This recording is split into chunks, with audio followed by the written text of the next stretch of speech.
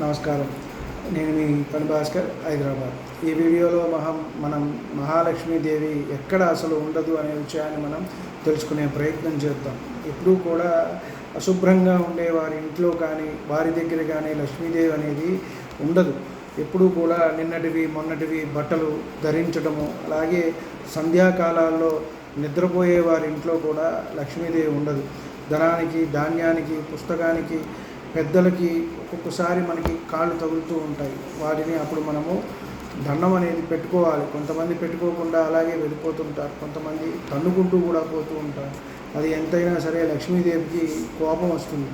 అన్నింటికీ మించి స్త్రీలు కంటి నీరు ఎక్కడైతే పెట్టుకుంటారో అక్కడ ఆవిడకి నచ్చదు. ఆ పరిసరాల్లో ఆవిడ ఉండదు. ఒకవేళ వచ్చినా కూడా అక్కడి నుంచి వెళ్ళిపోవటం జరుగుతుంది. ఎందువల్ల అంటే ఈ కన్నీరు వచ్చినట్టయితే అక్కడ లక్ష్మీదేవి అక్కయ్య అయిన జ్యేష్ఠాదేవికి మనం పిలుపునిచ్చినట్టే, ఆవిడ వచ్చి కూర్చుంటుంది. కాబట్టి ఎప్పుడూ కూడా స్త్రీ ఏడవకుండా ఉండాలి ఇంట్లో. కాబట్టి ఆహ్లాదకరమైన వాతావరణాన్ని ఎవరైతే భర్త ఉంటారో మగవాళ్ళు, వాళ్ళు ఏర్పాటు చేయాలి, కలిగించాలి.